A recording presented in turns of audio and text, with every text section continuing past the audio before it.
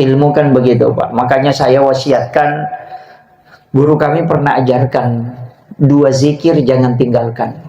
Yang pertama ya jamilu ya jamilu ya jamilu, itu 100 kali setiap malam. Jadi ketika bangun tengah malam baca itu 100. Kemudian yang kedua ya mubadi'u ya khaliq, juga baca 100. Jadi itu 2 zikir jangan tinggalkan. Ya jamilu ya jamilu ya jamilu, supaya diringankan semua memahami ilmu. Ketika ada sesuatu itu kita cepat tahu. Kemudian ya mubadi'u ya khaliq, itu supaya bisa dikasih ilmu laduni. Itu juga untuk dikuatkan daya ingat. 4 surah ini jangan tinggalkan kalau mau maghrib. Insya Allah. Itu bukan hanya ilmu, tapi diberikan rezeki seperti air hujan. Itu tidak akan terputus. Orang sini saya kasih tahu, kita bersyukur Pak Bu. Ada majelis sini. Karena itu ada hadis qudsi. Inni ahammu bi azabi falamma ra'aital umural masajid wa julasa'il Qur'an wa wildanil Islam. Allah ingin menurunkan bala, itu hadis qudsi. Allah ingin menurunkan bala di suatu tempat. Tapi Allah menarik bala itu karena ada 3. Yang pertama adalah falamma ra'aital umural masajid. Masih ada orang yang memakmurkan masjid. Selama masjid tidak kosong, insya Allah bala itu tidak akan turun. Yang ketiga wawildanil Islam, anak kecil yang belum paham agama, anak kecil yang belum balik itu beribadah. Anak-anak kita yang belum balik itu belajar ngaji, belajar zikir, itu yang menyebabkan bala tidak akan turun. Kemudian wajulasail Quran, orang yang masih duduk membaca Al-Quran.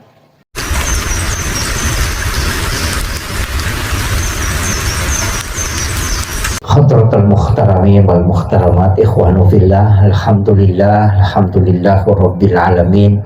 Allahumma salli ala sayyidina Muhammadin salatan tuballighuna biha kullal maqsud. Ya Jawadu ya Ma'bud ya Rahimu ya Wadud bi rahmatika ya arhamar rahimin. Allahumma salli ala sayyidina Muhammadin tibbil qulubi wa dawaiha wa afiyatil abdani wa shifaiha wa nuril absari wa diaiha wa ala alihi wa sahbihi wa sallim. Assalatu wassalamu bi adadi ma fi ilmillah alaika wa ala alika ya sayyidi ya Rasulullah. Alisna sari'an bi izzillah.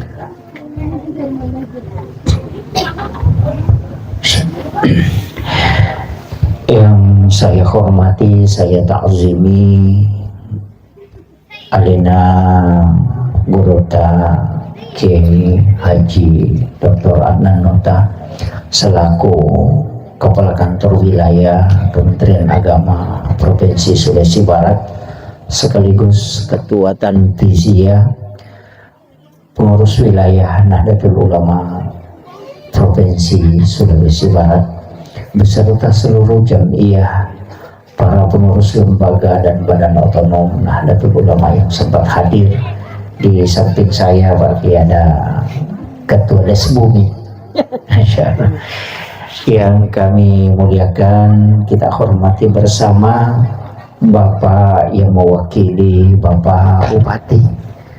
Alhamdulillah, terima kasih Pak sudah bersilaturahmi dengan kami pada malam hari ini. Yang kami muliakan para alim, para masyayikh, para azatis dan asatizah, terkhusus Bapak Camat dan Bapak Kepala Desa, dan juga terkhusus kepada Akhin Al-Fadil, sahabat kami selaku Ketua Majelis Zikir, Majelis Sholawat, yang pada malam hari ini kita peringati 4 tahun berdirinya, haul keempat. Jadi alhamdulillah, terima kasih kami sampaikan kepada seluruh hadirin, ibu-ibu, orang tua, santri, dan para jemaah yang sempat hadir pada malam hari ini. Ini sebenarnya sudah larut malam, sudah 10:30. Saya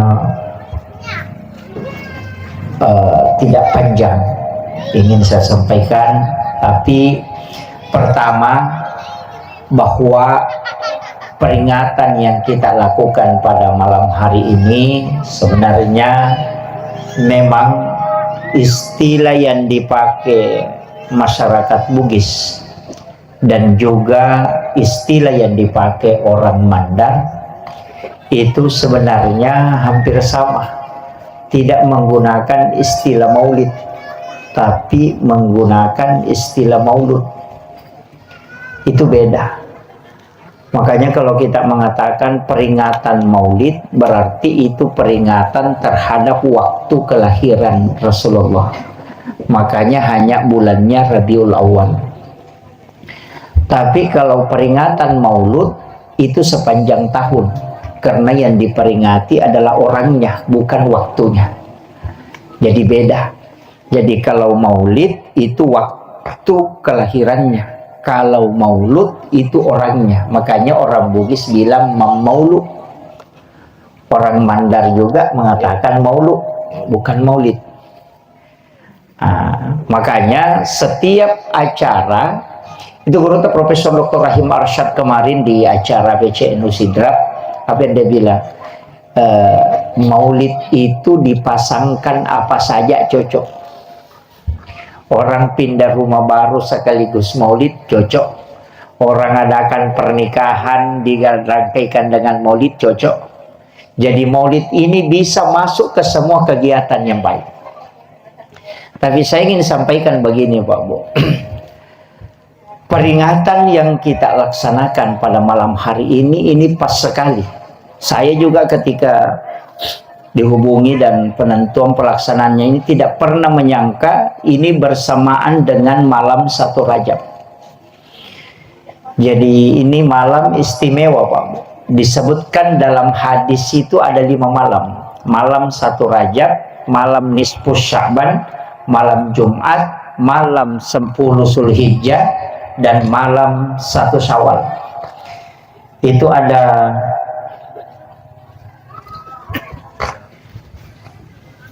lobetin. Iya. Iya. Jadi malam 1 Rajab, malam Jumat, malam 10 Zulhijjah, malam 1 Syawal itu adalah malam yang istimewa. Kenapa? Karena malam itu dibuka pintu langit. Jadi malam ini adalah malam di mana pintu langit itu terbuka dan siapa yang bermunajat itu pasti tembus ke arsy. Dan itu tidak akan tertutup hingga masuk waktu subuh. Makanya salah satu guru di Kalimantan sangat masyhur yang dekat ini akan diadakan haul itu Ki Haji Muhammad Sain Abdul Ghani, guru sekumpul Martapura.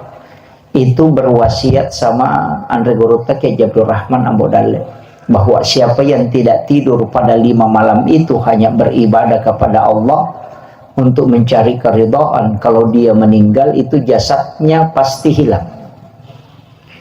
Itu ketika sudah dimasukkan ke dalam lahat itu tidak akan terhimpit oleh tanah.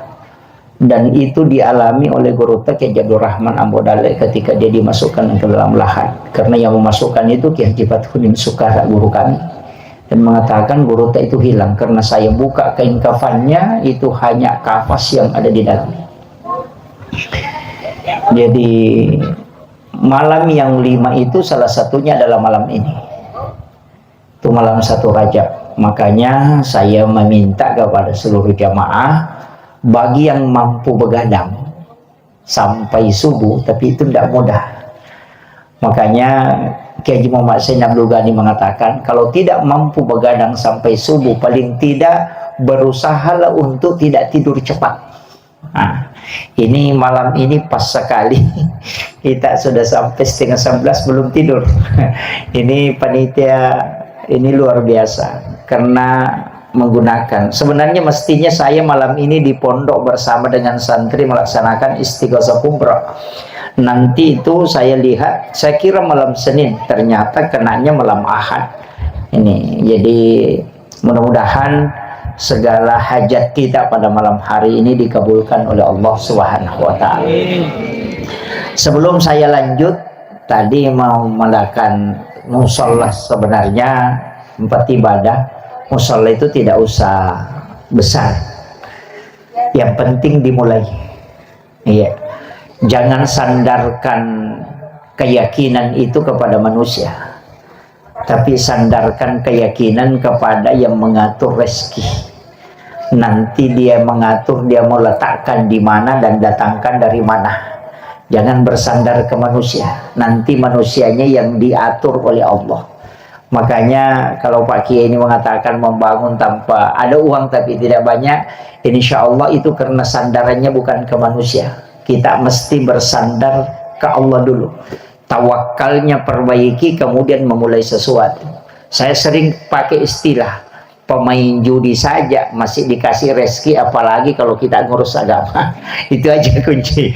Jadi orang yang melakukan saja hal yang tidak baik masih dikasih rezeki, apalagi kita yang sudah mengurus yang baik. Insya Allah itu harus keyakinan. Jangan pernah berharap bahwa ada dari sini nanti Allah sendiri yang mengaturkan untuk kita. Makanya jangan sandarkan rezekimu kepada orang, tapi sandarkan kepada Allah, supaya kau nanti insya Allah tidak akan pernah kecewa. Karena kalau kadang kita sandarkan ke manusia, kadang kecewa. Itu yang saya wasiatkan. Saya juga memulai pondok pesantren Pak Kiai seperti itu. Itu kalau sudah dihitung hampir mungkin sudah dana yang kami pakai hampir 3 miliar, tapi tidak ada yang saya mulai dari bantuan pemerintah tidak pernah ambil.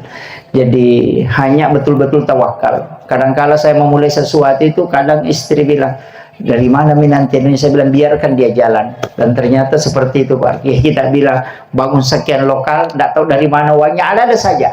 Itu yang penting memulai dan tawakal, itu pokok. Kalau ada pembangunan mentok tidak bisa jalan, periksa di dalam, ada masalah di situ. Itu kuncinya. Itu kalau agama diurus begitu, Pak. Kemudian Rasulullah sebenarnya dua versi. Ada yang mengatakan beliau lahir itu tanggal 9 Rabiul Awal. Ada yang mengatakan beliau lahir tanggal 12 Rabiul Awal. Tapi kenapa ulama lebih cenderung menggunakan tanggal 12? Karena tanggal 12 itu sebenarnya berkaitan dengan hitungan hikmah. Masuk dalam hitungan hikmah. Apa yang berkaitan dengan 12? Pertama, la ilaha illallah, itu hurufnya 12. Muhammadur Rasulullah itu juga 12. Kemudian 12 jam itu dalam satu hari, dan 12 jam juga dalam satu malam. Kemudian dalam satu tahun itu 12 bulan. Jadi itu ada hitungan hikmahnya. Kalau ulama hikmah itu pasti menghitung ke situ. Itu bukan tasawuf tapi hikmah. Kalau hikmah ini Pak, sebenarnya makanya disebut ilmu hikmah, karena ilmu yang lahir dari ilmu. Sering saya buka ilmu ini kalau guru kita yang termasuk Kiai Haji Muhammad Tahir Malafi itu khatam betul dalam ilmu hikmah, karena ulama-ulama thariqah itu pasti dimunculkan itu. Karena orang yang paham ilmu hikmah itu pasti dikasih ilmu kasyaf. Cuma saya itu tidak dapat ilmu hikmah, tapi diberitahu aja. Jadi jangan katakan saya dapat ilmu langsung, tidak. Saya dapat itu dari guru-guru kami. Ya, guru-guru kami yang sampaikan, makanya saya berani sampaikan. Jadi kalau hikmah itu larinya ke sini, itu penting. Kenapa? Karena ilmu ini mulai hilang. Kebanyakan orang membahas ilmu yang nampak. Kalau fikih Pak banyak yang tahu. Baca buku sudah bisa dapat, bahkan buka YouTube itu sudah bisa. Tapi kalau ilmu-ilmu hakikat itu mesti memang kita berguru. Dan di Sulbar ini tidak kurang. Ulama kita begitu banyak. Bahkan orang sekelas Buya Ar-Rasyid Hashim itu datang ke sini untuk mentalaki, mengambil zikir ke guru kita. Itu bukan berarti bahwa dia rendah, tidak, tapi itu untuk menyempurnakan keilmuan mereka. Dan ulama itu tidak berani mengambil sesuatu di YouTube kecuali dia harus mentalaki langsung. Itu karena sanadnya harus diambil langsung. Ini makanya anak-anak kita dilatih. Jangan hanya belajar yang lahiriah, tapi mesti juga belajar hakikat. Saya kemarin sempat menangis ketika melihat di Trans 7 itu, mengkebiri bagaimana ulama ini, pesantren ini mulai disalahkan dengan mencium tangan. Saya bilang itu mereka tidak paham. Kita mencium tangan guru itu sebenarnya hakikatnya bukan tangan yang kita cium, Tapi tangan guru kita itu pernah ketemu dengan tangan gurunya.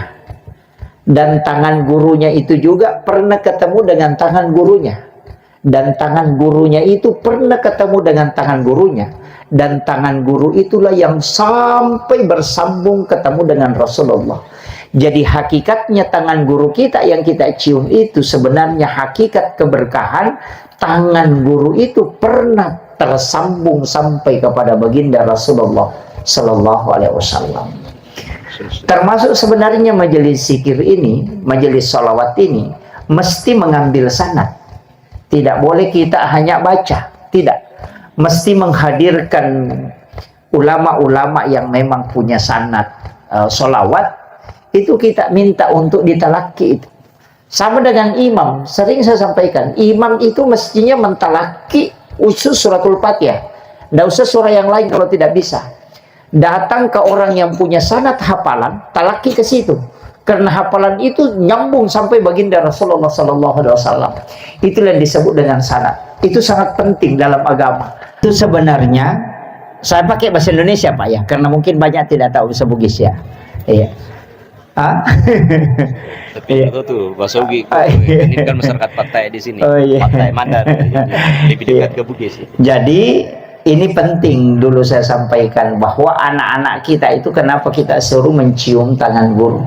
Apalagi kalau di sini kan yang ngaji langsung ke guru Taik Malafeo itu masih ada. Yang ketemu langsung itu kan beliau. Kemudian ilmunya sampai ke Mekah, di Mekah itu sampai ke baginda Rasulullah. Itulah barakah yang tidak pernah terputus seperti mata rantai. Sama ketika kita ngaji melihat wajahnya ulama kita, guru kita. Kenapa? Karena mata yang kita pandang itu pernah memandang mata gurunya. Dan mata gurunya itu pernah memandang mata gurunya. Sampai memandang matanya baginda Rasulullah Sallallahu Alaihi Wasallam. Itulah sanad yang tidak boleh hilang.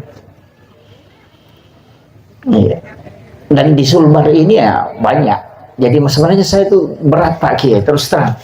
Agak berat masuk kalau di Sulawesi Barat ini. Karena guru-guru kita mestinya kita ambil sanad di sini. Saya ini nggak banyak ilmu, cuma memang doanya aja guru tak. Kemudian mungkin karena banyak bertawassul. Ilmu kan begitu Pak. Makanya saya wasiatkan, guru kami pernah ajarkan 2 zikir jangan tinggalkan. Yang pertama ya jamilu, ya jamilu, ya jamilu itu 100 kali setiap malam. Jadi ketika bangun tengah malam baca itu 100.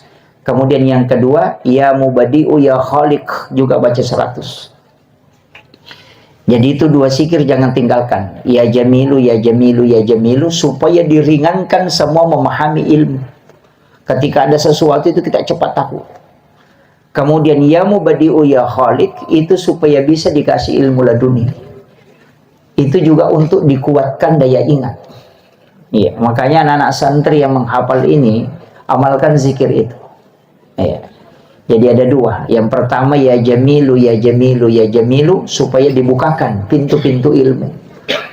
Kalau tidak bisa pakai itu, baca itu kalau mau tenggelam matahari.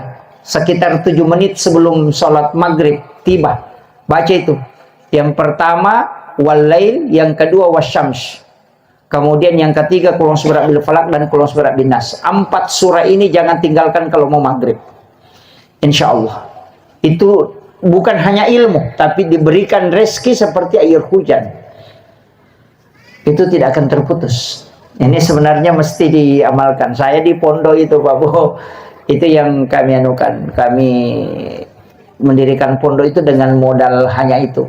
Saya itu punya modal wirid hanya 4. Kalau malam itu tadi. Kemudian sholawat Jibril. Saya dapat ini dari beberapa pondok pesantren di Jawa. Ketika minta sama kiainya, amalan apa yang saya harus lakukan? Dia bilang sholawat Jibril. Tapi cara mengamalkan itu beda.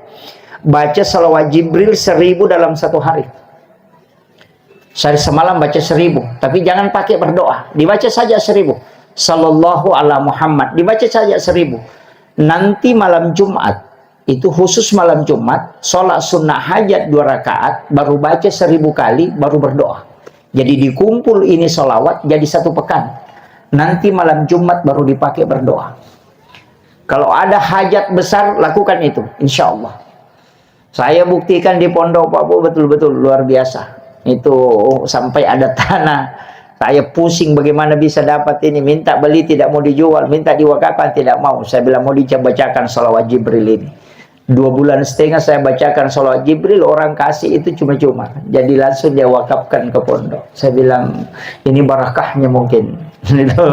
Jadi ini saya wasiatkan. Kita modal kita itu.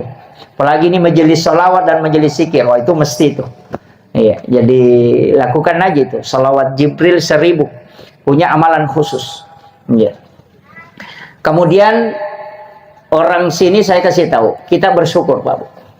Ada majelis sini. Karena itu ada hadis qudsi. Inni ahammu bi azabi falamma ra'aital umural masajid wa julasail Qur'an wa wildanil Islam.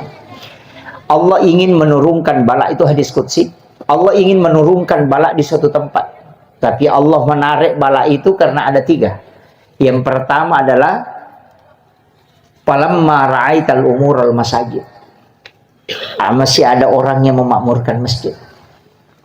Selama masjid tidak kosong, insya Allah bala itu tidak akan turun. Yang ketiga, wawildanil Islam. Anak kecil yang belum paham agama, anak kecil yang belum balik, itu beribadah. Anak-anak kita yang belum balik itu belajar ngaji, belajar zikir, itu yang menyebabkan bala tidak akan turun.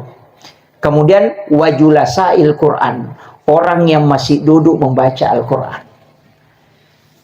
Ini penting. Makanya sebenarnya majelis zikir dan majelis sholawat itu mesti ada pembacaan juga ayat di dalamnya. Paling tidak kalau bukan suratul Waqiah, suratul Mulk atau surah Yasin. Makanya kalau malam Jumat ada Yasinan, itu sebenarnya menolak bala itu. Selama masih ada itu insya Allah tidak ada.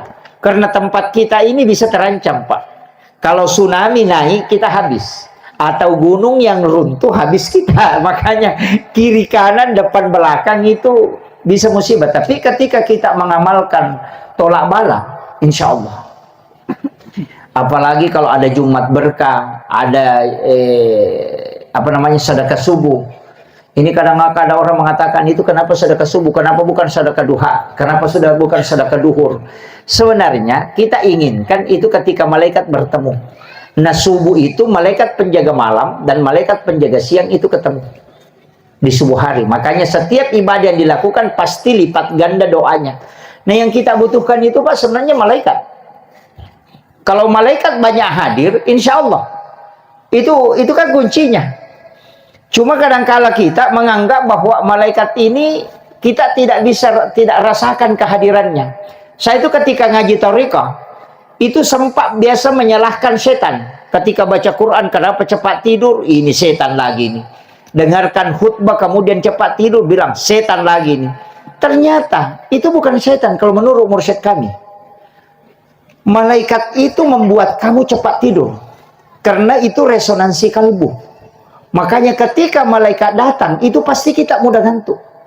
Makanya disebut huwallazi anzalas sakinah. Orang yang diberikan ketenangan kalbu itu mudah sekali tidur itu. Dan itu karena hawa malaikat. Makanya kapan kita mudah tidur? Pertama ketika membaca Al-Quran. Kadang baru 3 lembar sudah ngantuk. Padahal setan itu sudah jauh. Dan bersab-sab malaikat itu bagi orang yang membaca Al-Quran itu dikelilingi. Yang kedua ketika orang berzikir. Kadang-kala kalau kita pegang tasbih, diputar-putar tiba-tiba jatuh. Itu karena ngantuk. Sebenarnya itu bukan setan. Itu karena hawa malaikat. Yang ketiga kapan? Ketika subuh hari. Karena ketemu malaikat penjaga malam dan penjaga siang. Sehingga kita mudah tidur. Kemudian yang keempat, kapan? Ketika khutbah Jumat. Itu ketika khatib sudah naik di atas mimbar, seluruh malaikat rahmat yang ada di luar itu masuk ke dalam masjid itu bersaf-saf. Makanya kita susah sekali menahan ngantuk itu. Karena itu malaikat itu pada kumpul. Kemudian kapan lagi kita mudah tidur? Itu ketika Ramadan. Makanya ulama dulu mengatakan begini, kalau mau mendeteksi Lailatul Qadar gampang. Kalau baru maghrib kau sudah tidak bisa tahan ngantuk, itu tanda malam Lailatul Qadar itu. Karena malaikat sudah turun. Jadi jangan salahkan setan Pak. Nanti setan itu protes, saya sudah tidak ganggu, kok masih salahkan saya? Ini malaikat ini, Pak. Makanya dari situlah kenapa Nabi menyuruh kita itu sholat dan juga membaca Al-Quran di rumah, supaya rumah itu mudah kita tempati tidur. Makanya Nabi kan mengatakan, la taj'al buyutakum maqabira, kan? Itu perintahnya. Jangan kau jadikan rumahmu sebagai kuburan. Nawiru buyutakum bikiratil Quran wassalah. Kenapa? Supaya kita bisa tempati tidur. Itu rumah, kan ada orang tidak bisa tidur di rumahnya. Di dalam kamar tidak bisa tidur. Nanti keluar di kursi tidur baru bisa tidur. Kadang bahkan keluar di ruang tamu tidur baru bisa tidur. Tapi kalau di dalam kamar itu tidak bisa. Kenapa? Karena jarang mereka gunakan untuk membaca Al-Quran dan sholat di dalam. Itu kenapa mihrab itu di dalam kamar pribadi, karena itu kuncinya. Apalagi kita bikin rumah memang salah. Saya mengatakan salah karena di dalam kamar itu ada WC. Kan jadi masalah itu, Pak. Kalau kita masuk WC kan baca Allahumma inni a'udzubika minal khubasi wal khaba'is. Jinnya kan lompat keluar. Kalau lompat keluar pasti ke kamar, karena di kamar kan. Dan di situ aja bolak-balik. Dan itu yang tidak disadari. Ini kan kita anggap biasa. Makanya tempat buang hajat yang paling bagus itu adalah di samping pintu masuk ke rumah. Ketika kita baca itu, jinnya keluar, langsung keluar dari rumah. Kan itu. Makanya tempatnya Nabi itu kan begitu. Tapi kita kan tidak. WC di dalam kamar mandi, sudah di dalam kamar. Makanya banyak penyakit lain-lain, kadang gangguan, kadang ketindisan, karena memang jinnya di dalam. Kita masuk WC baca doa, lompat dia keluar di kamar, kita keluar lagi kamar, masuk lagi WC, makanya bolak-balik aja di situ. Inilah yang kita tidak sadari, Bapak sekalian. Iya. Makanya di ilmu hikmah itu membuat rumah itu, Pak, semua diukur. Saya pernah pelajari itu, tapi saya mengatakan memang ilmu ini dari dulu sebenarnya ada. Termasuk sekarang, Pak, ada itu pakai. Itu pintu rumah yang lebar sebelah, itu dalam ilmu hikmah pantangan betul, itu tidak boleh. Orang dulu mengatakan pemali, karena nanti di dalam penghuninya itu ada yang selingkuh. Karena itu pintu rumah lebar sekecil satu, lebar satu. Kan itu gara-gara model apa namanya, minimalis ya. Iya, itu jangan. Pantangan betul itu dalam ilmu hikmah. Iya. Makanya itu bikin rumah itu kecil, pintunya sebelah, satu lebar. Jadi pintu dua, gaya model itu tidak boleh kalau dalam hikmah. Karena nanti itu salah satunya akan selingkuh. Itu bahaya, Pak. Tapi jangan pulang bongkar pintu ya. Saya kasih tahu. Itu hikmah begitu, Pak. Jadi ilmu hikmah ini bukan ilmu paten, tapi dia ilmu yang 90% kebenarannya, tapi bukan ilmu paten. Sama dengan begini. Ketika dalam rumpun keluarga anak pertama adalah perempuan, kalau dalam ilmu hikmah itu nanti istri yang pertama meninggal. Itu kalau dalam rumpun keluarga laki-laki anak pertama, berarti bapak yang pertama meninggal itu. Itu kalau dalam hikmah. Tapi itu tidak 100%, cuma 90 sekian persen benar itu. Itu bisa kita teliti itu. Makanya jangan bilang kalau anak pertama perempuan, wah merdeka saya nih, berarti ibunya yang lebih dulu. Ini, itu anunya Pak Bu. Iya. Kemudian kalau kita mau tahu, itu hikmah juga Pak. Kalau kita mau tahu, sifat anak pertama itu pasti mengambil sifat baik bapaknya dan mengambil sifat jelek ibunya. Kalau anak kedua mengambil sifat jelek bapaknya dan mengambil sifat baik ibunya. Itu sifatnya anak. Makanya kalau anak pertama itu, kalau ibunya suka ngomel, nanti anak pertama itu suka ngomel. Jadi sifat jelek ibunya itu lari ke anak pertama, tapi sifat baik bapaknya ke situ. Nanti kebalikan, kalau anak kedua ya sifat jelek bapaknya ke situ, sifat baik ibunya ke situ. Makanya itu untuk mengetahui. Nanti diputar itu ke belakang. Itu ulama dulu sudah tahu, dan itu disebut hikmah. Ya. Dan ilmu ini sejak dulu ada. Orang Bugis itu kalau bikin rumah itu dia pakai. Sampai jendela itu dia ukur pakai mata. Dia tarik benang itu sampai ke telinganya, baru dia kasih kembali. Baru dia tarik, suruh orang bikin jendela dengan lebar ukuran itu. Supaya ketika ada pencuri baru sentuh jendelanya, itu matanya sudah bergerak. Dia bisa tahu bahwa ada pencuri di situ. Itu ilmunya orang dulu. Dan itu hikmah. Tapi nggak usah saya buka semua pakai itu bahaya. Kemudian ini kita sebenarnya Rasulullah yang kita peringati kelahirannya, kehadirannya. Saya sering mengatakan begini Pak Bu. Nabi itu kan sebenarnya dua. Pertama adalah Nurul Muhammad. Itu yang pertama diciptakan. Sebelum Adam itu dicipta, nurnya Muhammad itu sudah ada. Makanya ayat itu menyebutkan qad ja'akum minallahi nurun wa kitabun mubin. Telah datang dari Tuhanmu cahaya baru wa kitabun mubin, dan kitab yang menerangkan. Jadi ayat tentang Nurul Muhammad bagi ulama thariqah itu tadi. Qad ja'akum minallahi, telah datang dari Tuhanmu nurun, cahaya, wa kitabun mubin, dan kitab yang menerangkan. Al-Quran, Taurat, Injil, Zabur itu belakangan. Yang hadir pertama itu adalah Nurul Muhammad. Makanya disebut likulli syai'in min nuril Muhammad. Segala sesuatu itu diciptakan dari nurnya Muhammad. Makanya Adam itu, makanya kalau orang mengatakan Rasulullah adalah Nabi dan Rasul di alam hakikat, dia yang pertama. Orang Bugis bilang, pamulang ngiri hakiki, pacapura ngiri lahirannya. Artinya Nabi pertama di alam hakikat itulah Nurul Muhammad. Sedangkan dia terakhir di alam lahiriah karena dia khatamul anbiya wal mursalin. Bagaimana cara memahami? Ternyata ulama kita dari dulu itu mengkaji. Saya sering bahas itu Pak, bahwa sebenarnya hitungan Muhammad, Ahmad itu semua ada makna. Jadi Ahmad itu kan 4 hurufnya, alif, ha, mim, dal.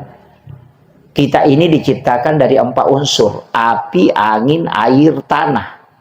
Api itu kan berdiri, angin itu ruku, kemudian tanah itu sujud, air itu duduk. Makanya alif, ha, mim, dal. Alif berdiri, ha ruku, mim sujud, dal duduk. Jadi sebenarnya unsur penciptaan kita ini dengan 4 unsur itu sudah masuk dari ke Ahmad. Siapa itu Ahmad? Dia adalah Nurul Muhammad. Cuma memang badan kita, kepala huruf mim, dada huruf ha, pinggul huruf mim, kaki huruf dal. Tulisannya Muhammad. Makanya ulama mengatakan ketika engkau sholat, berarti kau sudah menyatukan antara Ahmad dengan Muhammad. Itulah hakikat. Jadi sholat itu Ahmad. Sedangkan badan kita adalah Muhammad. Itu. Kalau 4 unsur tadi ini kan tanah, api, air, angin, ya juga dari Ahmad. Makanya tanah ini, api, air, angin, semua dari Nurul Muhammad. Tubuh kita juga dari Nurul Muhammad. Itu kuncinya. Makanya kalau ulama dulu memahami seperti itu, simple. Jadi dia hitung-hitung itu, oh begini. Kenapa sampai 4 semua kan? Abu Bakar, Umar, Utsman, Ali 4. Mazhab juga Syafi'i, Maliki, Hanafi, Ahmad bin Hanbal juga 4. Itu semua. Itu. Makanya sama dengan angka 7. Saya itu Pak Bu, orang Bugis itu pakai. Kalau ada uangnya hurufnya 77 itu double 3, langsung dia simpang itu, dia lipat itu baru bilang, wah ini Indo dinanya. Ya dia kan yakin kalau selama ada uangnya itu tidak akan habis. Ya memang betul. Kan gitu. Iya, tapi itu kan angka 7 memang pilihan. Kenapa tawaf 7 putaran, sa'i 7 putaran, kemudian suratul Fatihah 7 ayat, kemudian 17 rakaat sholat di dalamnya ada angka 7, langit 7 lapis, tanah 7 susun. Kemudian kenapa orang di akikah itu 7 hari kelahiran, kalau tidak sempat tambah 7 hari, kalau tidak sempat tambah 7 hari berikutnya. Kemudian kenapa disuruh sholat mulai 7 tahun, kenapa bukan 5 tahun? Itu karena angka 7 itu ada memang ukurannya Pak. Itu kalau hitung-hitungan. Iya. Jadi ulama kita dari dulu sudah mengaitkan. Saya bilang kalau kita bicara hakikat maulid, sebenarnya itu diri kita. Muhammad itu tidak terlepas. Makanya tadi sholawat ketika mahalul qiyam, kita baca itu sallallahu ala Muhammad, bukan Allahumma sholli. Kalau Allahumma sholli itu fi'il mudhari'. Kalau sallallahu ala Muhammad itu fi'il madhi. Kenapa dia fi'il madhi? Bentuk lampau.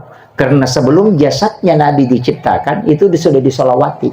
Dan solawat sebelum ada jasad, itulah yang bentuk fi'il madhi. Makanya disebut sallallahu ala Muhammad. Kalau Allahumma sholli itu ketika Nabi utuh dengan jasadnya. Tapi ketika nurnya, makanya disebut salawat Jibril. Karena malaikat Jibril bersalawat kepada Nabi. Dan salawatnya itu dilakukan sebelum jasadnya Nabi diciptakan. Itu masih ke nurnya. Dan para Nabi itu bersalawat. Bahkan kita tahu Nabi Adam di dalam surga itu bersalawat untuk maharnya kepada Siti Hawa 11 kali. Yang kemudian nanti ulama mengatakan apa salawat itu? Ada mengatakan itu salawat Jibril, ada mengatakan bukan. Ada salawat khusus yang dibaca Nabi Adam. Itu yang disebut dengan salawat nikah batin. Oh, itu saya tidak bahas itu. Bahaya kalau ada kalolo yang tahu ini anak muda ini. Itu. Jadi ulama kita dari dulu pakai itu. Dan saya itu Pak tidak berani ceramah bilang menurut saya begini, enggak. Saya selalu masih berlandaskan ke pendapat para ulama kita. Kenapa? Itu lebih aman. Nanti kalau saya ditanya, langsung saya bilang, ini yang bilang. Kan gitu. Jadi Bapak Ibu, kalau nanti ada amalan yang kita lakukan dari saya yang saya ceramahkan, langsung tanya, siapa yang bilang? Bilang Ustaz Yusuf. Nanti malaikat kalau bermasalah, tanya Ustaz Yusuf. Malaikat datang sama saya, kau bilang begini. Saya bilang, iya, karena dia yang bilang. Imam Syafi'i bilang, guru tadi Malapiok bilang, dia bilang, tanya dia. Sudah selesai urusan. Makanya kita tinggal menunggu. Kau pergi tanya di situ. Saya duduk aja di sini menunggu. Selesai bagaimana? Tapi kalau bilang menurut saya, oh ditahan betul itu. Tunggu di situ. Kau mau ditanya dulu. Itu makanya penceramah yang paling selamat itu yang selalu menyandarkan diri ke ulama. Iya. Sekarang kan banyak muncul itu. Yang mengatakan dia baca sendiri hadisnya, dia tafsirkan sendiri, dia pahami sendiri, dia ceramahkan sendiri. Nanti itu belok-belok itu jadi masalah. Karena agama ini kan mesti ada pewarisnya kan Nabi. Dan pewaris itu adalah ulama. Dan itu kalau menurut pemikiran kita berarti bukan agama itu. Itu menurut kita. Oh ini jadi masalah. Makanya saya tuh tidak berani cara mengatakan menurut saya tidak. Jadi saya selalu pakai pendapat ulama guru-guru mulia kita. Itu lebih aman. Sama ji Pak yang mewakili Pak Bupati, sama ji Pak Camat. Kalau memberikan sambutan, sambutannya Pak Bupati yang dibacakan selamat. Nanti kalau bermasalah, bila saja Pak Camat, tanya Pak Bupati. Ini sambutannya Pak Bupati yang saya baca. Tapi kalau dia yang ngomong sendiri, pasti dikasih tahu, pertanggungjawabkan sendiri. Kau yang ngomong. Nah inilah, beginilah kenapa guru-guru kita itu masih bersanad mengambil pendapat para ulama terdahulu. Itu kuncinya. Nah, makanya saya sampaikan tidak usah terlalu jauh mengambil sanad ilmu. Di Sulbar ini murid-muridnya Guru Taiman Lapio itu masih banyak. Ambil sanad ke situ. Nggak usah jauh. Kenapa saya suruh begitu Pak? Karena orang bisa masuk surga itu melalui syafaat ulama. Yang bisa masukkan surga orang, pertama rahmat Allah. Yang kedua syafaat baginda Rasulullah. Yang ketiga syafaat Al-Quran. Yang keempat syafaat anak perempuan. Yang kelima syafaat ulama. Makanya kami yang di NU selalu bertawassul ke Hadratus Syekh Hasyim Asy'ari. Karena itu guru kami. Itu pendiri Nahdlatul Ulama. Jadi di situ dia wali Allah. Gampang. Nanti kalau dia masuk surga kan, makanya kayak Said Akil itu Pak Kiai, dia bilang kayak yang penting ada kalender NU di rumahmu, itu insya Allah kau sudah bisa ikut surga, masuk surga bersama kayak Hasyim Asy'ari. Saya dulu tuh tidak terima. Ketika ngaji-ngaji dapat juga dalilnya bahwa ketika engkau menempel kalender NU pasti kau beli. Dan uang yang kau belikan itu pasti jadi sumbangan ke NU. Dan di NU itu ketika kau mau menyumbang, kau kena perkataannya Imam Hasyim Asy'ari. Siapa yang mengurusi NU, maka dia adalah santriku. Jadi dia tidak mengatakan siapa yang menjadi pengurus NU, tapi siapa yang mengurusi. Dan orang yang bersumbang bersedekah untuk itu, insya Allah itu bersedekah untuk mengurusi. Saya bilang ketemu juga memang. Ini kuncinya Pak Bu. Makanya kita yang hadir di sini jadilah donatur untuk majelis ini Pak Bu. Biar 10.000 satu bulan. Nanti kalau ditanya apa yang kau lakukan untuk pesantren tahfiz di situ, dari kemudian kita tidak ada pertanggungjawaban. Tapi kalau ada 10.000 per bulan, insya Allah ada pertanggungjawaban. Kasih tahu malaikat, ada kesumbanganku 10.000 satu bulan ke situ. Itu lebih aman. Kenapa? Sudah ada pertanggungjawaban kita. Dan itu tolak bala. Nah, makanya Nabi itu selalu memerintahkan as-sadaqatu tadfa'ul bala, da'u mardakum bis-sadaqah, obati penyakitmu dengan sedekah.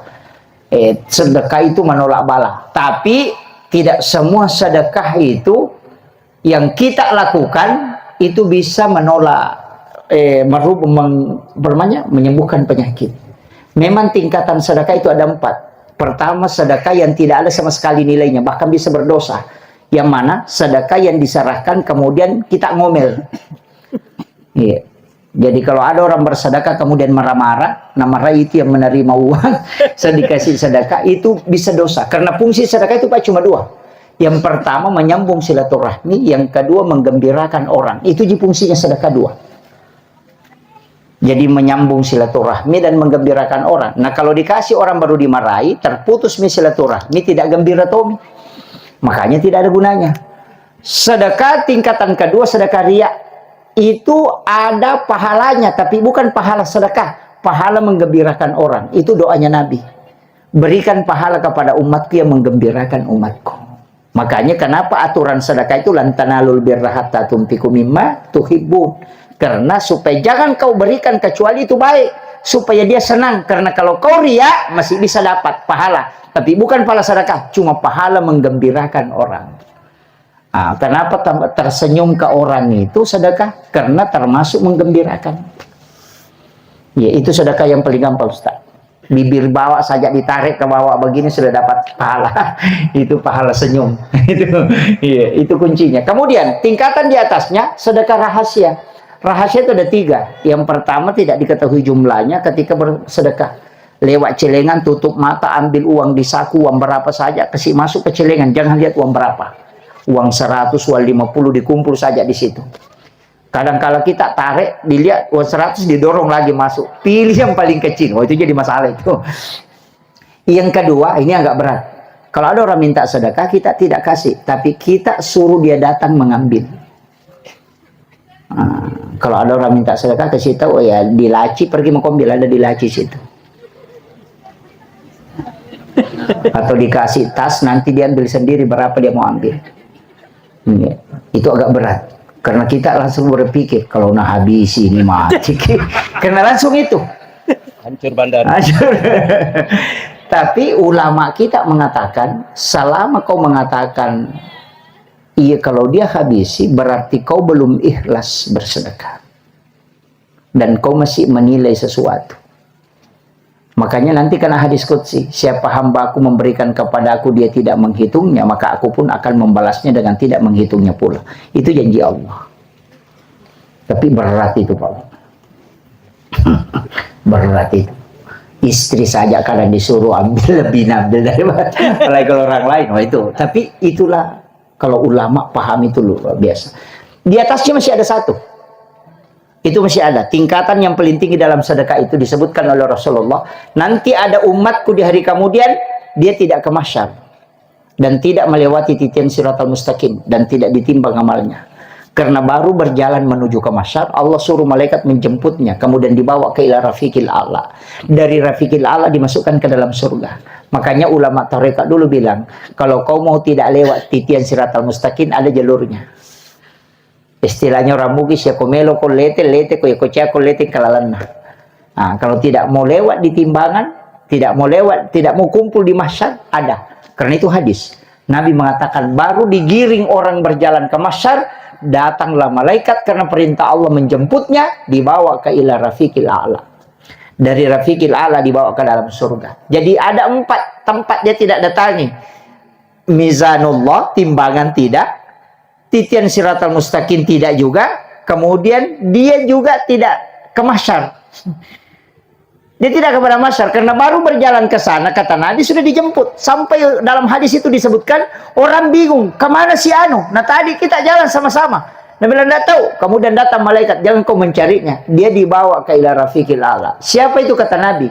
Orang yang bersedekah yang tidak tahu siapa yang disedekahi, dan yang disedekahi pun tidak tahu siapa yang mensedekahi. Yang memberi tidak tahu dan yang menerima tidak tahu. Oh itu agak berat itu Pak. Kalau kita kadang kumpul anak yatim baru dikasih amplop, itu masih di blender itu. Belum selamat itu. Iya, apalagi kalau disoting, wah itu jadi masalah. Iya. Makanya kalau mau selamat pakai itu. Guru kita mengajarkan begini karena metodenya. Dulu kan susah. Di zaman Nabi itu tengah malam sudah sholat tahajud, dia ambil uang, baru pergi di pinggir jalan berdiri. tunggu orang lewat, disalami. Kalau dia jawab salam, langsung dikasih. Tidak ditanyakan siapa namanya, tidak dilihat mukanya. Itu di masa Nabi. Sekarang paling gampang. Telepon Pak Kiai, telepon Pak Ustaz. Adakah anak yatim atau fakir miskin di situ di pondok tak menghafal Ustaz? Kalau ada, berapa pembayarannya 1 bulan? Kalau dia mengatakan 400.000 atau 300.000 atau 500.000, kasih tahu, saya mau tanggung anak 1 di situ setiap bulan, 1 orang. Tapi tidak usah kasih tahu saya namanya, tidak usah kasih lihat saya, tidak usah juga tahu siapa saya. Minta saja nomor rekeningnya. Jangan datang ke pondok, transferkan saja ke rekening pondok. Nanti dia yang masukkan ke situ. Nanti anak ini menghafal, tidak pernah tahu siapa yang membantunya. Makanya anak ini ketika selesai hafalannya, kemudian keluar dari pondok, kita ketemu di luar, tidak pernah tahu bahwa kita yang pernah membantunya. Anak ini pun tidak tahu bahwa ini pernah membantu saya ketika saya mondok di pondok. Beda kalau kita tahu, Pak. Kita bantu, kita kasih langsung dilihat mukanya. Nanti kalau ketemu di luar, wah sudah hebat nih anak itu gara-gara saya. Itu langsung muncul itu. Saya dulu yang bantu itu waktunya sekolah. Apalagi kalau anak itu tidak memperhatikan kita, langsung dia bilang, wah anak durhaka, nah, tidak berdiri itu kalau bukan saya. Wah itu jadi masalah.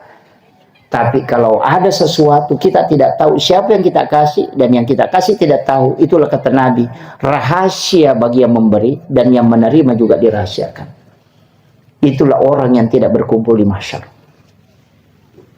Kalau mau pakai jalan pintas itu, Pak.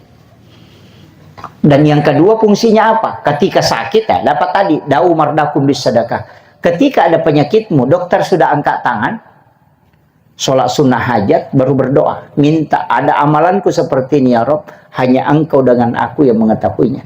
Aku mohon berikan keberkahan amalan ini supaya bisa sembuh dari penyakitku. Itu namanya bertawassul dengan amal soleh. Itu jarang, Pak. Dokter sebenarnya tidak ada yang hebat, Pak. Yang hebat itu dokter hewan. Kalau dokter manusia tidak hebat. Karena kalau kita ke dokter itu masih ditanya, sakit apa, Pak? Apa tak yang sakit? Karena gitu. Mestinya kalau dokter hebat tidak usah tanya. Ya kan? Yang hebat itu dokter hewan. Karena tidak pernah tanya sapi bilang apa mau sakit. Itu. Makanya dokter hewan itu yang hebat. Kalau dokter manusia tidak hebat itu. Karena masih bertanya. Iya. Itu. Tapi saya juga mengatakan bahwa dokter itu tidak ada menyembuhkan. Dokter itu hanya mengobati. Karena yang menyembuhkan itu Allah. Makanya jangan salah kaprah. Kalau datang ke dokter minta untuk diobati. Tapi kalau minta kesembuhan, minta dalam sholat. Makanya tidak ada dokter itu, Pak, menulis bila menyembuhkan penyakit kanker, menyembuhkan asam urat. Tidak ada. Yang dia tulis itu mengobati penyakit kanker. Nah, ya. Kalau sudah ditarik matanya begini, disenter, baru suruh, suruh membayar 500.000, nah tidak sembuh, jangan marah, karena memang dia sudah obati. Tapi sembuhnya itu urusan Allah. Ini penting, karena banyak orang salah kaprah. Datang ke dokter minta kesembuhan, tidak, minta diobati. Ini kuncinya, Bu. Ini ibu-ibu harus paham ini. Apalagi kalau sudah umurnya sudah tua, sakit-sakit lututnya sakit, punggungnya, cari lagi obat penyakit lutut. Padahal ada itu obat penyakit lutut. Alam Nasrah dengan alam Tarakaipah. Kalau sholat sunat subuh baca 2 surah ini. Rakaat pertama baca alam Nasrah, rakaat kedua baca alam Tarakaipah. Insya Allah tidak kena penyakit tulang itu, termasuk lutut dan punggung. Itu hikmahnya. Jadi saya wasiatkan ini ke jemaah, apalagi yang sudah tua. Dan kalau kan bunyi-bunyi lututnya kalau kan, itu obatnya itu, obat penyakit. Tapi kalau kayak Pak Asisten ini, mestinya baca alam Nasrah dengan li'ilafi Quraisyin. Itu hadis, ada di kitabnya Imam Ghazali. Siapa yang sholat sunat subuh membaca alam Nasrah rakaat pertama, li'ilafi Quraisyin pada rakaat kedua, maka tidak ada musuhnya yang bisa mencelakainya. Kalau ada orang iri politik, iri apa, iri jabatan, insya Allah itu tidak kesampaian ke kita. Itu barakahnya 2 surah itu. Tapi di sholat sunat subuh, di alam Nasrah dengan li'ilafi Quraisyin. Nah, kalau mau ambil obat sakit lutut, obat tulang, itu alam Nasrah dengan alam Tarakaipah. Nah, itu 2 surah itu berbeda, Pak, kalau diamalkan. Tapi di sholat sunat subuh ya. Kemudian Saya tadi mengatakan nur, ini begitu mulianya Rasulullah. Dan kenapa Rasulullah itu Pak bisa memberi syafaat? Ini sudah tinggal 5 menit, 1 jam saya ceramah ini. Sudah hampir setengah 12. Kenapa Nabi itu bisa memberi syafaat?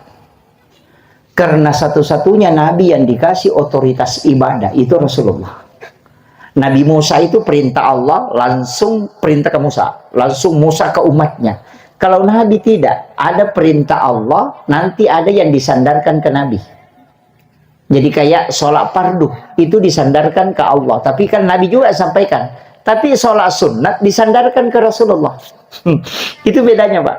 Kalau Nabi Musa tidak ada, jadi kita itu punya 2 cabang ibadah. Padahal semuanya ke Allah. Jadi sholat fardu, makanya semua ada turunannya. Puasa wajib, ada puasa sunnah. Zakat wajib, ada sedekah sunnah. Haji wajib, ada umrah sunnah. Syahadat wajib, ada sholawat yang sunnah. Kenapa ada wajib, ada sunnah? Yang wajib ini jalur rahmat, yang sunnah ini jalur syafaat. Nah, makanya Nabi mengatakan kalau kau mau bersamaku di dalam surga, maka perbanyak sujudmu. Itu tidak mungkin sholat fardu, pasti sholat sunnah. Nah ini, makanya kalau ibadah sunnah itu jangan dianggap biasa, Pak. Karena itu jalur syafaat. Makanya nanti kan diperiksa. Kalau wajibnya tidak bisa memenuhi kuota, nanti periksa sunnahnya. Selain menjadi penambal di ibadah wajib, juga bisa menjadi jalur syafaat. Iya. Makanya itu kuncinya. Kalau Nabi dulu kan tidak ada. Yang lain itu tidak ada. Bahkan ada beberapa amalan itu sebenarnya bukan amalan kita. Cuma Nabi hitung, wah ini cocok ini untuk umatku. Saya mintakan. Mana? Puasa putih. Saumin ayyamil bid. Itu puasanya Nabi Adam. Kenapa disebut puasa putih? Karena Nabi Adam ketika dilemparkan ke bumi, itu dari surga, seluruh badannya hitam. Maka dia puasa hari pertama, sepertiga badannya putih. Puasa hari kedua, 2/3 badannya putih. Puasa hari ketiga, seluruh badannya putih. Makanya disebut puasa putih. Tapi maksudnya putih itu seluruh dosa-dosanya diampuni. Makanya Nabi mengatakan, siapa yang puasa 3 hari setiap bulannya, Saumin ayyamil bid, itu sama kalau dia puasa 1 bulan penuh. Dan dosa-dosanya dibersihkan sebagaimana Nabi Adam dibersihkan dosanya oleh Allah. Tapi jarang orang kerjakan ini. Pertengahan bulan 13, 14, 15 itu bulan Hijriah. Jarang orang lakukan itu puasa putih. Padahal sebenarnya puasa putih itu Pak adalah puasa juga untuk awet muda. Tapi yang tua tidak usah Pak, nanti awet tua. Ya, iya itu untuk awet muda. Iya. Termasuk sebenarnya puasa kelahiran itu. Yang kenapa tadi Pak Kiai bilang, kenapa Nabi puasa di hari Senin? Karena hari Senin dia lahir. Sebenarnya kalau ulama hadis itu terbagi 2 pendapat. Puasakan hari Senin sebagai puasa sunnah kelahiran Nabi. Tapi sekaligus berpuasa pada hari kelahiran. Kalau kita lahir hari Selasa, maka puasa hari Selasa. Karena orang yang puasakan hari kelahirannya tidak ada penyakit yang bisa merusak tubuhnya. Makanya jarang sakit itu. Orang yang puasa di hari kelahiran. Makanya Nabi puasa Senin. Karena hari Senin dia lahir. Seandainya Nabi lahir hari Selasa, maka dia akan puasa hari Selasa. Seandainya dia lahir hari Rabu, maka dia akan puasa hari Rabu. Pertanyaannya, Bapak Ibu lahir hari apa?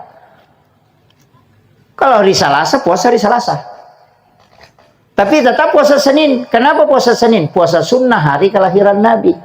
Tapi kalau kita puasa hari kelahiran, kita mengikuti Nabi berpuasa sebagai Nabi. Mana Nabi mempuasakan hari kelahirannya. Ah, itu kuncinya. Makanya itu 1 hadis 2 hukum. Tapi jarang orang Pak puasa hari kelahiran ya. Jarang di sini. Itu Ki Hamid Pasuruan itu berwasiat. Siapa yang puasa pada hari kelahiran, insya Allah tidak ada penyakit yang bisa merusak tubuhnya. Termasuk kanker, stroke itu tidak kena itu. Kalau orang puasa hari kelahiran. Itu keistimewaan. Dan jarang sakit.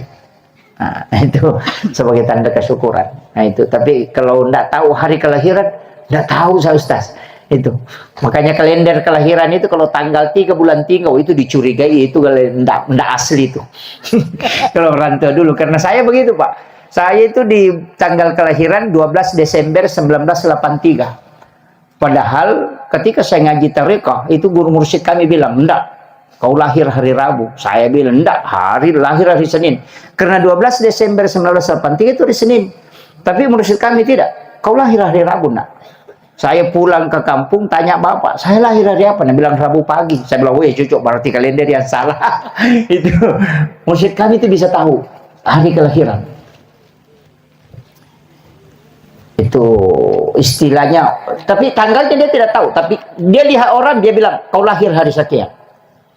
Itu ulama-ulama kita dulu itu karena bersih betul, terjaga oleh wudhu, tidak berbohong, apa itu terjaga, itu luar biasa Pak Bu. Makanya mudah-mudahan nanti ada generasi-generasi guru tak di sini, termasuk Ki Haji Muhammad Tahir, itu generasi-generasi beliau, artinya pengikut-pengikut beliau insya Allah, anak-anak kita yang ahli zikir. Ini mesti jangan pernah kasih kendor ini, istilahnya jalan saja ke pesan guru takimuin, maka dia kong kadece mo jaman na mega tantangan na paterui, tapi kong kadece mo jaman na dia tantangan na salay bawan, maka mo tahu di tiga itu. Artinya apa? Ketika ada kebaikan yang kau lakukan dan ada tantangannya, teruslah lakukan, karena nanti kau akan diangkat derajatmu di situ. Tapi kalau ada kebaikan kau lakukan dan tidak ada tantangannya, tinggalkan saja. Tidak ada ke derajat diangkat di situ. Makanya paling berat itu mengurusi umat. Begitulah Rasulullah. Inilah sebenarnya majelis kecil, tapi di dalamnya Masya Allah banyak barakah. Kemudian, ini modal. Saya ingin kasih modal. Mudah-mudahan ini bisa dijadikan, karena ini sudah tengah malam. Saya ingin kasih modal begini Pak. Kunci itu ada 4. Jangan tinggalkan. Yang pertama adalah sholawat. Jangan pernah tinggalkan sholawat, karena satu-satunya ibadah yang merangkum 3 kemuliaan secara khusus dan 2 bendahara kebaikan, 2 catatan amal, itu cuma sholawat. Kalau Bapak melaksanakan ibadah haji, pahalanya cuma tercatat ke Allah. Kemudian kalau Bapak melaksanakan umrah juga begitu, kita sedekah, itu laporannya ke Allah. Tapi kalau kita berselawat, itu malaikat dengan Allah sudah balas 10 ke kita. 1. Allah itu berselawat ke kita, bukan Allahumma sholli, tapi salawatnya Allah itu adalah rahmat. Nah, 1 kali kita berselawat ke Nabi, itu 10 rahmat yang diberikan oleh Allah. Nah, 1 saja rahmat yang Allah berikan kepada kita, itu sudah cukup dunia akhirat. Apalagi 10 dia janjikan. Kalau salawatnya malaikat, itu permohonan ampun. Jadi malaikat yang berdoa supaya kita diampuni. Maka perbanyaklah sholawat supaya kau banyak dirahmati dan banyak ampunan doa dari para malaikat. Kemudian yang ketiga, tadi saya mengatakan 2 bendaharanya. Sholawat ini dikirim pahalanya, itu dilapor ke Allah. Tapi Nabi juga bilang, siapa yang berselawat kepadaku, ada malaikat yang menjemput, kemudian dia antar ke kuburanku dan sampaikan ke saya. Jadi yang ke Allah itu jadi jalur rahmat, yang ke Nabi jadi jalur syafaat. Itu hebatnya sholawat. Makanya ulama mengatakan, biar kau tidak istighfar, yang penting sudah salawat. Ada nih istighfar di dalamnya, tapi bukan kau yang istighfar, malaikat yang memintakan ampun kita di hadapan Allah. Itu kuncinya. Makanya pertama ini jangan tinggalkan sholawat. Cuma guru sekumpul itu bilang begini, kalau umurnya 50 ke atas, perbanyak sholawatmu, kurangi istighfar. Tapi kalau 40 ke bawah, perbanyak istighfarmu, kurangi sholawat. Itu pesannya. Misalnya kalau kau umurmu 50, salawatmu 10.000, ya istighfar 7.000. Kan begitu. Itu kalau imam, dai, minimal 10.000 salawatnya 1 hari. Itu kalau pesan guru kami. Tapi salawat Jibril aja, sallallahu ala Muhammad. Nah kalau dibaca sallallahu ala Muhammad, itu kalau 1000, itu hanya 17 menit. Itu 17 menit. Itu sudah sallallahu ala Muhammad. Apalagi kalau cepat, itu cuma 11 menit. Itu sudah 1000. Jadi kalau 10.000 itu tidak cukup. 1 jam, tidak cukup. Jadi bisa kita sambil jalan baca sholawat, bawa kendaraan baca sholawat, duduk-duduk baca sholawat. Kemudian tadi kenapa? Karena sholawat itu isinya barakah, supaya anakmu diberkahi, hartamu diberkahi, cucumu diberkahi, keturunanmu diberkahi, kehidupanmu diberkahi. Itu banyak sholawat. Kemudian kalau masih muda, perbanyak istighfar, karena istighfar itu membuka pintu rezeki. Perbanyak istighfar, musuh pintu-pintu rezekimu dulu terbuka. Yang belum menikah perbanyak istighfar ini. Ya, itu ya, terutama kayaknya untuk majelis ini belum menikah ini. Iya. Tapi memang begitu Pak. Umur 7 tahun disuruh sholat, 14 tahun, 10 tahun pukul kalau tidak sholat. Karena masuki 14 tahun, 7 kedua. 7 kedua, masuk 7 ketiga itu 21 tahun. Di situ disuruh menikah. Kalau ada orang tidak menikah di 21 tahun, tunggu dia sampai 28 tahun tidak menikah, itu tidak mau menikah lagi. Nanti umur 30 lebih itu baru mau menikah lagi. Hilang lagi tuh 5 tahun, nanti tambah lagi 7. Berarti 40. Nanti makanya umur 40 itu biar yang sudah menikah mau menikah lagi tuh. Itu bukan puber kedua, itu kalipatan 7. Nah, ini kuncinya. Jadi ini saya wasiatkan ini. Hati-hati bapak-bapak yang sudah umur 40 ini. Nanti ada niatnya ganti istri itu. Nah, itu sama yang perempuan. Di umur 40 itu juga pikir-pikir ganti suami tuh. Iya, makanya penting itu, Pak. Amalan-amalan supaya rumah tangga itu tetap dijaga. Iya. Saya kira ini yang penting saya wasiatkan. Penutup tadi, pertama sholawat, yang kedua istighfar, jangan tinggalkan. Yang ketiga sholat fardu. Pokoknya bagaimanapun jangan tinggalkan sholat fardu. Sesusah apapun jangan tinggalkan. Karena ini perjanjian memang. Kemudian yang keempat, sedekah. Kalau mau dianggap orang beriman, sholat. Tapi kalau mau dianggap orang baik, maka dermawan. Itu aja kuncinya, Pak. Kalau orang mau dianggap baik, itu pasti harus dermawan. Makanya orang kikir itu paling tidak disuka. Biar orang kikir juga tidak suka sama orang kikir. Iya, iya tahu seke itu, kong tahu seke dan seke payah pada liwat pelena. Ya itu, makanya orang kikir juga itu, Pak, kalau dia meninggal tidak ada orang menangis. Iya, cuma baku kopi orang. Lah, ninas. Begitu. Nah, kalau kita meninggal dan tidak ada orang menangis, itu sama sekali tidak ada nilai kebaikan yang bisa dikenang.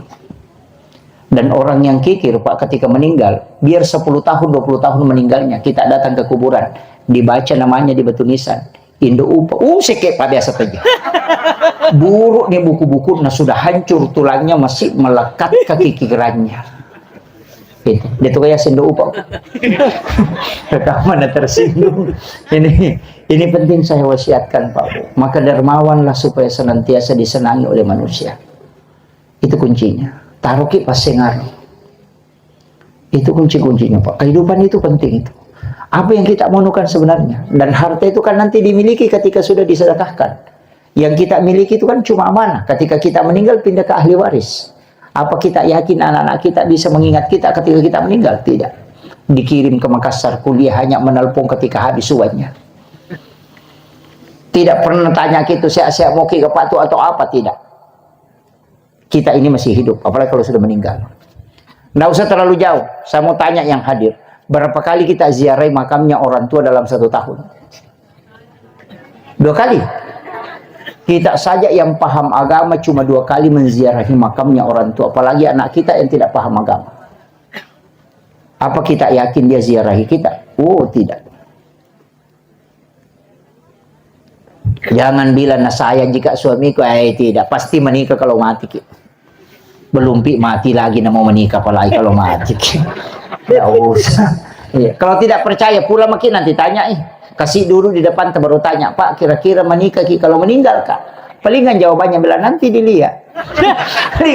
palingan itu jawaban paling gampangnya. Kan gitu. Nah, seandainya kita tahu bagaimana cepatnya orang melupakan kalau kita meninggal, maka tidak ada orang yang kita perhatikan.